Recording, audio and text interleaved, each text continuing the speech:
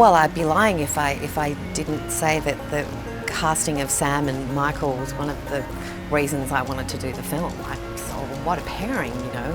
Iconic actors, both great gentlemen of the industry. And Les Grimerson is the winner. Look, we worked together a hell of a long time ago in The Sullivans. One of Sam's first gigs when he was first got over from New Zealand. And I sort of liked him straight away. And so it's only taken about 30, nearly 40 years for us to get together to work again.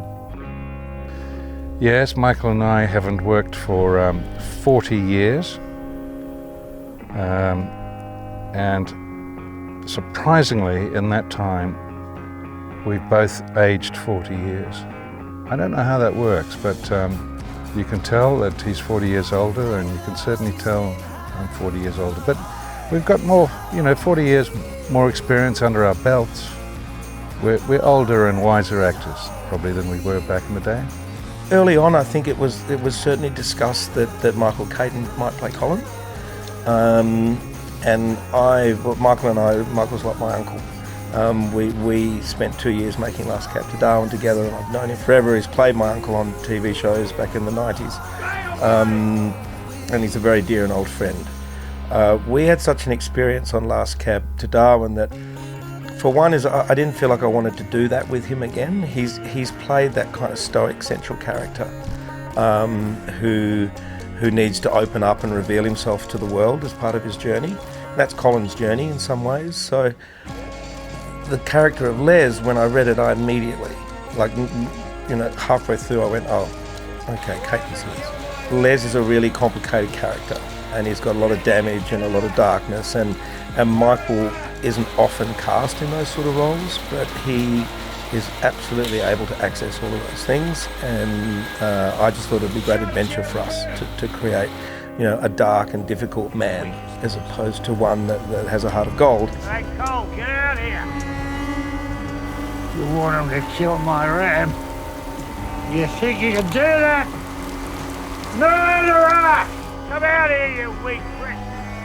I just think Sam is probably dramatically underutilised actor. He's such an icon of the industry. But I hadn't seen him for a while, play a lead role, lead sort of character role that has all the facets. They're not there to, not a supporting role, but a big fat, kind of meaty lead role. And the idea of Sam doing that was really appealing to me.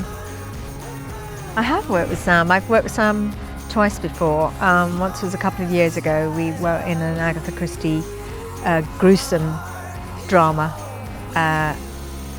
and called And Then There Were None. The weirdest contact that we had, neither of us knew was going to happen, was we were both at Comic-Con in London, and he walked in and went, it was the first time for both of us, and RAMS was already in the offing, but at that point the schedule didn't fit for me.